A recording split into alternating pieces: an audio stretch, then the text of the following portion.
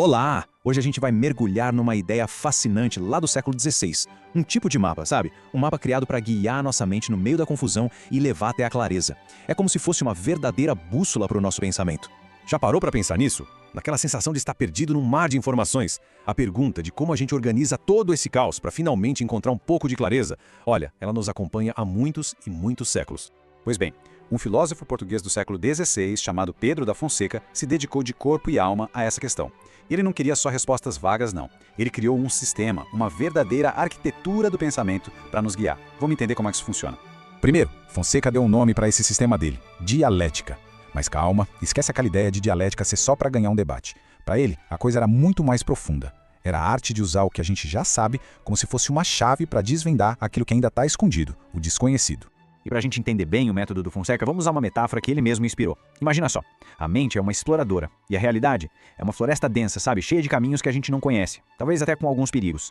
A dialética, então, seria o kit de sobrevivência dessa exploradora, o mapa e a bússola, essenciais para navegar com segurança. E claro, né? Toda exploradora que se preze precisa das ferramentas certas. Fonseca apontou 3, que para ele eram tipo a espinha dorsal de toda a inteligência humana. Esses 3 instrumentos formam um processo, uma sequência. Primeiro, a divisão. Depois vem a definição e, por último, a argumentação. É uma escadinha lógica que vai construindo o conhecimento passo a passo, degrau por degrau. Então vamos começar pela divisão. O que é isso, afinal? Pensa nela como o primeiro e primeiríssimo passo para lidar com o que o Fonseca chamava de confusão do ser. É basicamente pegar algo que parece enorme e complicado e quebrar em pedaços menores. É como organizar um quarto todo bagunçado antes de começar a faxina de verdade. Voltando para nossa metáfora da floresta, a divisão é o facão. É ela que abre as primeiras trilhas naquela mata fechada. Ela cria caminhos onde antes só tinha um emaranhado de coisas, permitindo que a luz entre e que a gente comece de fato a enxergar o terreno. Ok, as trilhas estão abertas. E agora, o que a exploradora faz? Bom, agora ela precisa entender o que foi que ela encontrou ali. E aí que entra a definição. E não é só dar um nome, não. É capturar a essência da coisa, sabe? Aquilo que a torna única, separando as suas características principais. Na nossa jornada, a definição é como se fosse a lanterna e o caderno de anotações da exploradora. Com essas ferramentas, ela consegue identificar, catalogar e entender de verdade cada planta, cada bicho que ela descobre pelo caminho. E finalmente, com o terreno já mapeado e as espécies todas catalogadas, a exploradora pode enfim construir o seu argumento. A argumentação é o mapa final. Ela pega todas as informações coletadas e organizadas pela divisão e pela definição e traça uma rota lógica que leva a uma conclusão segura, que leva à verdade. E aqui, gente, está o grande pulo do gato do Fonseca. Na época dele, a filosofia, muito influenciada por Aristóteles, focava quase tudo na argumentação. Mas o Fonseca percebeu uma coisa crucial. Ué, de que adianta ter um argumento super lógico se ele for construído em cima de ideias todas confusas e bagunçadas? Para ele, a divisão e a definição são o alicerce. Sem elas, a construção toda desmorona. Tá, mas qual é a matéria-prima de tudo isso? De onde essa construção toda do pensamento começa? Para Fonseca, a resposta era bem clara. Começa na linguagem. Fonseca fez uma distinção bem interessante. Pensa nas imagens que passam pela nossa cabeça. Elas são rápidas, são só nossas, difíceis de organizar, né? Agora, as palavras são estáveis. A gente consegue organizar, analisar e, o mais importante de tudo, compartilhar. A linguagem é essa grande ferramenta social que permite que a gente construa conhecimento junto. Ok, mas como é que a realidade lá fora vira essas palavras e esses conceitos dentro da nossa cabeça? Fonseca mergulha fundo nisso. Ele explica que a nossa exploradora mental precisa, antes de tudo, aprender a ler os sinais que estão ao redor dela. Ele dividiu os sinais em 2 tipos.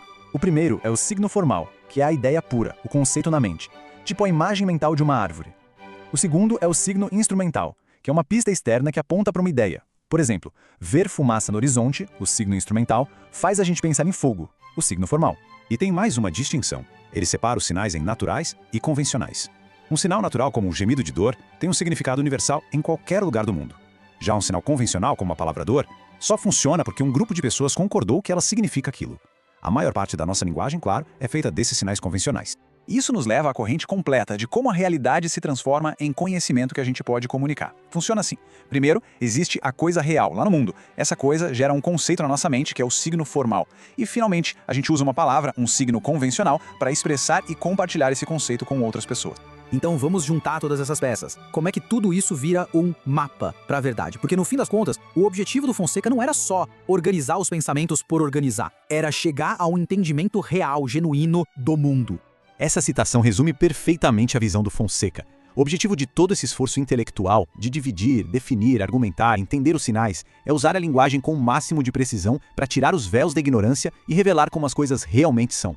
E agora a nossa metáfora da exploradora se completa. A floresta da ignorância é navegada quando abrimos trilhas com a divisão. As espécies que a gente encontra são catalogadas com a definição. Os sinais servem de bússola para a gente se orientar. E a argumentação é um mapa final que mostra o caminho seguro para a verdade. E fica aqui uma reflexão final, né? No nosso mundo de hoje, inundado por informação, por argumentos rasos, como é que um sistema lá do século XVI, tão focado em estrutura, em clareza, pode nos ajudar a pensar melhor nos dias de hoje? Vale a pena pensar nisso.